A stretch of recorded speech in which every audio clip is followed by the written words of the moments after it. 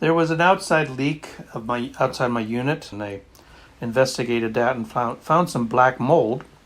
And they came in and laid out with a computer what it would look like, and upgraded a couple of appliances so they're all the same color. The guys came in, took out the cabinets, put in the new cabinet, got the new appliances put in.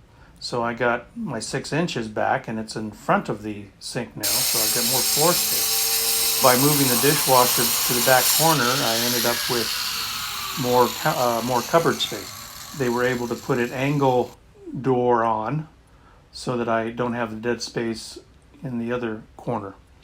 Everything seemed to go very smoothly, and I'm very pleased with them, and the next step will be having them work on the floor.